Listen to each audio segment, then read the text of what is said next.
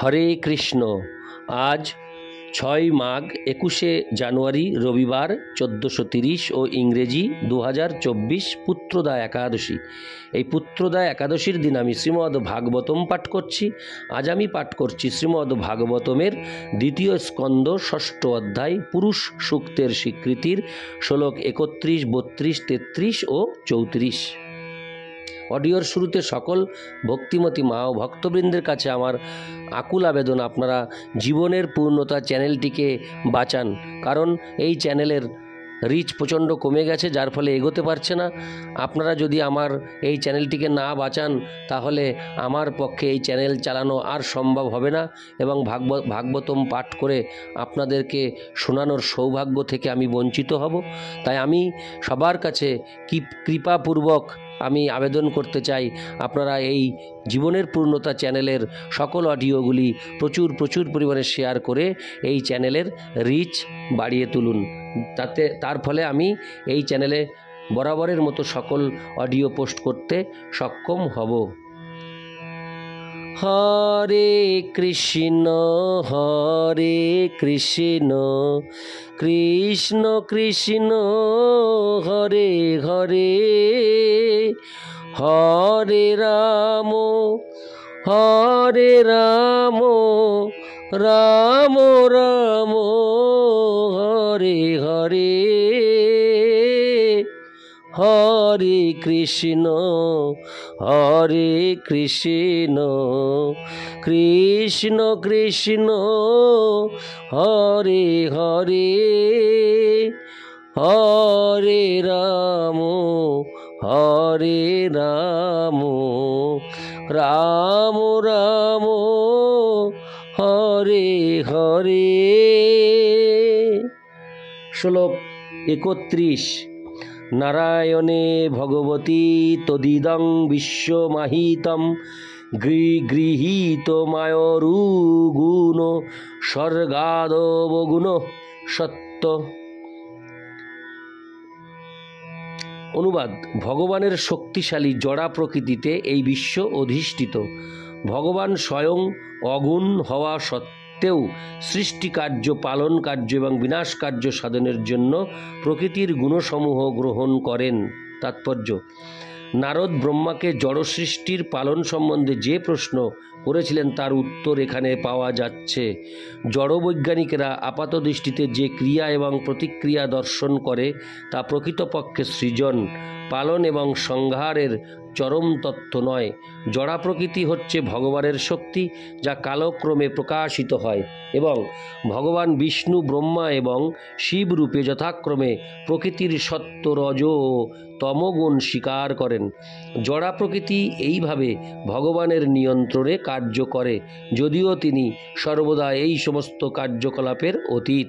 একজন ধনী ব্যক্তি তার সম্পদরূপী শক্তি ব্যয় করে এক বিরাট গৃহ নির্মাণ করেন এবং তেমনি তিনি সেই গৃহটিকে ভেঙেও ফেলেন তার সম্পদ ব্যয় করার মাধ্যমে, কিন্তু তার পালন কার্য তিনি করেন ব্যক্তিগতভাবে। ভগবান হচ্ছেন সবচাইতে ধনী, কেননা তিনি সর্বদা ষড়ৈশ্বর্যপূর্ণ, তাই তাকে কখনো ব্যক্তিগতভাবে কোনো কিছু করতে হয় না। পক্ষান্তরে তার ইচ্ছা শক্তি এবং নির্দেশনায় জড়জগতে সব কিছু সম্পাদিত হয়। তাই সমগ্র জড়জগৎ পরমেশ্বর ভগবান নারায়ণে অবস্থিত। জ্ঞানের অভাববশত মানুষ পরম সত্যকে নির্বিশেষ বলে মনে করে এবং ব্রহ্মাজি, তিনি হচ্ছেন ব্রহ্মাণ্ডের সমস্ত কার্যকলাপের স্রষ্টা, সে কথা স্পষ্টভাবে বিশ্লেষণ করেছেন। ব্রহ্মাজি বৈদিক জ্ঞানের সর্বশ্রেষ্ঠ অধিকারী, অতএব এই বিষয়ে তার অভিমত হচ্ছে সর্বশ্রেষ্ঠ প্রমাণ। ইতি শ্লোক 31। শ্লোক 32। সৃজামি তন্নিযুক্ত হহং হরো হরতি তদ্দোষ বিশ্বং পুরুষরূপেণ পরিপাতি ত্রিশক্তি ধৃক। অনুবাদ: তার ইচ্ছায় আমি সৃষ্টি করি, শিব সংহার করেন এবং তিনি স্বয়ং নিত্য ভগবান স্বরূপে সব কিছু পালন করেন। তিনি এই 3 শক্তির শক্তিমান নিয়ন্তা। তাৎপর্য: এখানে একমে বা দ্বিতীয়ম ধারণা স্পষ্টভাবে প্রতিপন্ন হয়েছে। ভগবান বাসুদেব এক এবং তার বিভিন্ন শক্তি ও অংশের দ্বারা জড়জগতে এবং চিন্ময় জগতে যা কিছু প্রকাশিত হয়েছে সেই সবই তিনি পালন করেন। জড়জগতেও ভগবান বাসুদেব হচ্ছেন সব কিছু, যে কথা শ্রীমদ্ ভগবদ্ গীতায় 7ম অধ্যায় 19 নম্বর শ্লোকে বলা হয়েছে, বাসুদেব সর্বমিতি, সব কিছুই কেবল বাসুদেব। বৈদিক মন্ত্রেও বাসুদেবকে সর্বশ্রেষ্ঠ বলে স্বীকার করা হয়েছে। বেদে বলা হয়েছে, বাসুদেবাৎ পরব্রহ্মণ্য চান্নহোরুথ হস্তি তত্ত্বত। প্রকৃতপক্ষে বাসুদেব ছাড়া পরম সত্য আর কিছুই নেই। শ্রীকৃষ্ণও শ্রীমদ্ ভগবদ্ গীতায় 7ম অধ্যায় 7 নম্বর শ্লোকে সেই সত্যই প্রতিপন্ন করেছেন। মত্ত পরতরং নান্যৎ, আমার থেকে অর্থাৎ শ্রীকৃষ্ণের থেকে শ্রেষ্ঠ আর কিছুই নেই। অতএব অদ্বৈতবাদের ধারণা, যার প্রতি নির্বিশেষবাদীরা অত্যন্ত আসক্ত, তাও ভগবানের সবিশেষ ভক্ত কর্তৃক স্বীকৃত হয়েছে। পার্থক্য কেবল এই যে নির্বিশেষবাদীরা চরমে, হরে কৃষ্ণ,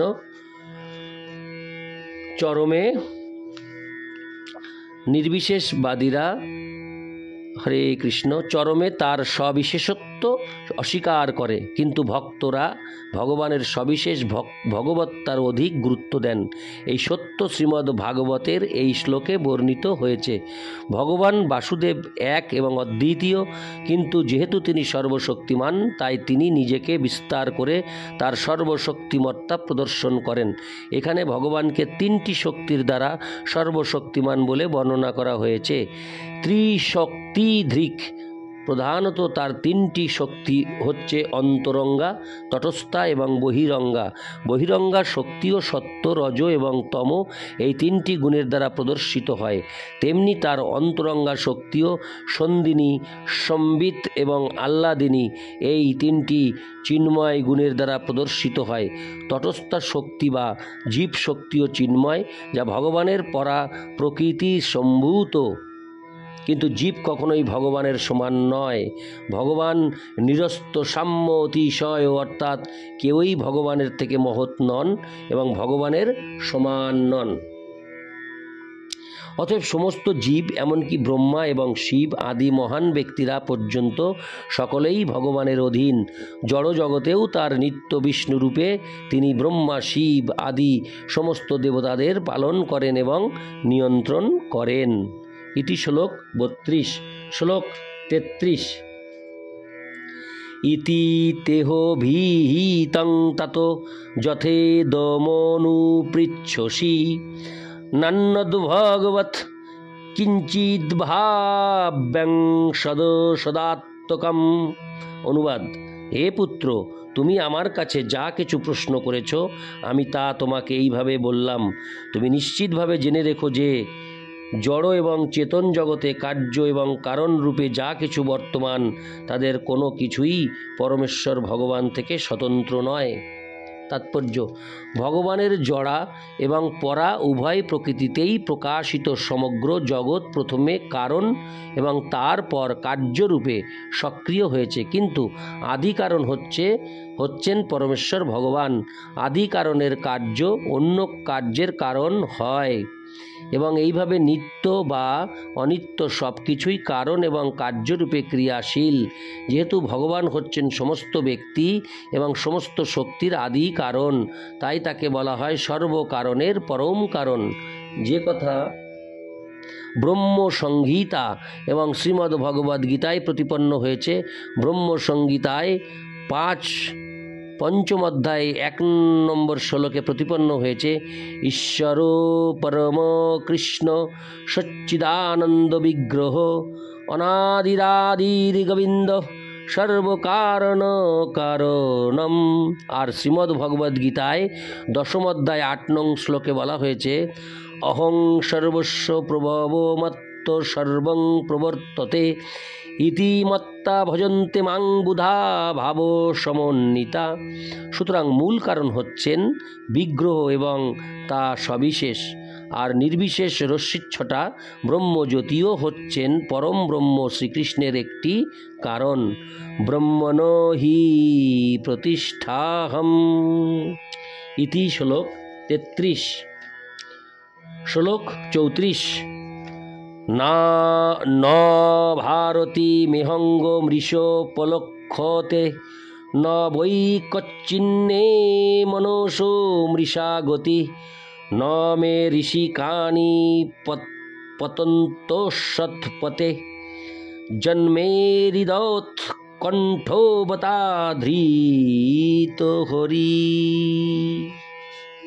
অনুবাদ: হে নারদ, যেহেতু আমি পরমেশ্বর ভগবান শ্রীহরির শ্রীপাদপদ্ম অত্যন্ত ঐকান্তিকতা সহকারে ধারণ করেছি, তাই আমি যা কিছু বলি তা কখনোই মিথ্যা হয় না। আমার মনের প্রগতিও কখনো অবরুদ্ধ হয় না এবং আমার ইন্দ্রিয় সমূহ কখনো বিষয়ের অনিত্য আসক্তিতে অধঃপতিত হয় না। তাৎপর্য: বৈদিক জ্ঞানের আদি বক্তা হচ্ছেন ব্রহ্মাজি এবং তিনি সেই জ্ঞান নারদকে দান করেছিলেন, আর নারদ সেই দিব্য জ্ঞান পৃথিবীর সর্বত্র প্রচার করেছেন।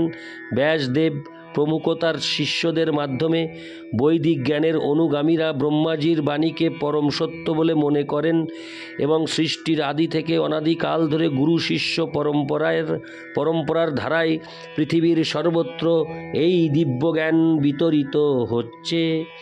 ব্রহ্মা হচ্ছেন এই জড় জগতে পূর্ণ মুক্ত জীব এবং পারমার্থিক তত্ত্বের নিষ্ঠাবান জিজ্ঞাসুর কর্তব্য হচ্ছেন ব্রহ্মাজির বাণীকে অচ্যুত বলে গ্রহণ করা।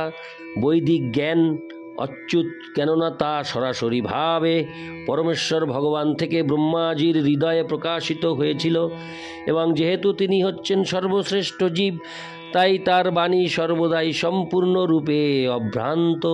তার কারণ হচ্ছে ব্রহ্মাজি হচ্ছেন ভগবানের। হরে কৃষ্ণ। তার কারণ হচ্ছে ব্রহ্মাজি হচ্ছেন ভগবানের একজন মহান ভক্ত, যিনি নিষ্ঠা সহকারে পরমেশ্বর ভগবানের শ্রীপাদপদ্মকে পরম সত্য বলে গ্রহণ করেছেন। ব্রহ্মা রচিত ব্রহ্মসংগীতায় তিনি সেই সূত্রের পুনরাবৃত্তি করে বলেছেন, গোবিন্দমাদি পুরুষং তমহং ভজামি। আমি আদি পুরুষ পরমেশ্বর ভগবান গোবিন্দের ভজনা করি। পরমেশ্বর ভগবান গোবিন্দের সঙ্গে তার অত্যন্ত অন্তরঙ্গ সম্পর্ক থাকার ফলে তিনি যা কিছু বলেন, যা কিছু ভাবেন এবং যা কিছু করেন তা সত্য বলে গ্রহণীয়। শ্রীমদ্ ভগবদ্ গীতায় নবম অধ্যায় 31 নং শ্লোকে ভগবান ঘোষণা করেছেন, কৌন্তেয় প্রতিজানিহি, হে কুন্তিপুত্র, তুমি মুক্ত কণ্ঠে ঘোষণা করো। ভগবান অর্জুনকে ঘোষণা করতে বলছেন কেন? কেননা কখনো কখনো গোবিন্দের নিজের প্রতিশ্রুতি জড় বিষয়াসক্ত মানুষদের কাছে অসত্য বলে মনে হতে পারে, কিন্তু ভগবদ ভক্তের প্রতিশ্রুতি কখনো ব্যর্থ হয় না। ভগবদ ভক্ত বিশেষভাবে ভগবান কর্তৃক রক্ষিত হন যাতে তিনি অচ্যুত থাকতে পারেন। তাই ভগবদ ভক্তির পন্থা শুরু হয় পরম্পরার ধারায় অবস্থিত শুদ্ধ ভক্তের সেবার মাধ্যমে। ভগবদ ভক্ত সর্ব অবস্থাতেই মুক্ত, কিন্তু তার অর্থ এই নয় যে তারা নিরাকার। ভগবান নিত্য সবিশেষ এবং ভগবদ ভক্তও নিত্য সবিশেষ। যেহেতু মুক্ত অবস্থাতেও ভক্তের ইন্দ্রিয় সমূহ থাকে, তাই তিনি সর্বাবস্থাতেই সবিশেষ। যেহেতু ভগবান সর্বতোভাবে আদান প্রদানের মাধ্যমে ভক্তের সেবা অঙ্গীকার করেন, তাই ভগবানও তার পূর্ণ চিন্ময় সত্তায় সবিশেষ। ভক্তের ইন্দ্রিয় সমূহ ভগবানের সেবায় যুক্ত থাকার ফলে মিথ্যা জড় সুখভোগের আকর্ষণে কখনো বিভ্রান্ত হয় না। ভগবদ ভক্তের পরিকল্পনা কখনো ব্যর্থ হয় না এবং তার কারণ হচ্ছে ভগবানের সেবায় ভক্তের শ্রদ্ধাপূর্ণ আসক্তি, এইটি হচ্ছে সিদ্ধি এবং মুক্তির মানদণ্ড। ব্রহ্মা থেকে শুরু করে মানুষ পর্যন্ত সকলেই আদিপুরুষ পরমেশ্বর ভগবান শ্রীকৃষ্ণের সেবায় ঐকান্তিক আগ্রহ সহকারে আসক্ত হওয়ার ফলেই কেবল তৎক্ষণাৎ মুক্তির পথে অগ্রসর হন।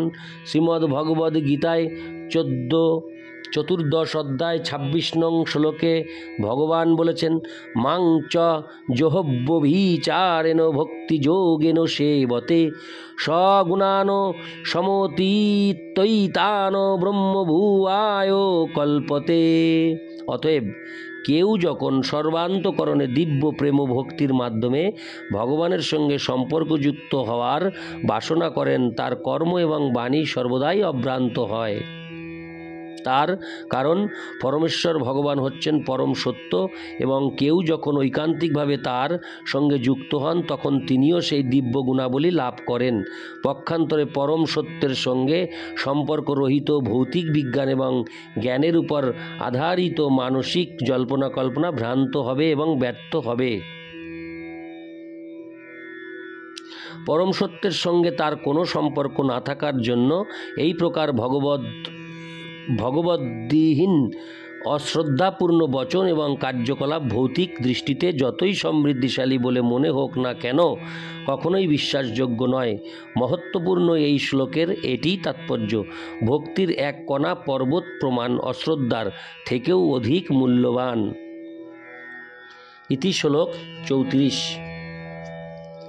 অডিও শেষে আমি সকল ভক্তিমতী মা ভক্তবৃন্দের কাছে আকুল আবেদন করতে চাই, জীবনের পূর্ণতা চ্যানেলের প্রত্যেকটি অডিও আপনারা প্রচুর পরিমাণে শেয়ার করে এই চ্যানেলটিকে বাঁচান, কারণ এই চ্যানেলের রিচ অনেক কমে গেছে। তাই আপনাদের কাছে সর্বান্তকরণে প্রার্থনা করি আপনারা জীবনের পূর্ণতা চ্যানেলের অডিও সকলের কাছে শেয়ার করে এই চ্যানেলের রিচ বাড়িয়ে চ্যানেলটিকে বাঁচান। হরে কৃষ্ণ।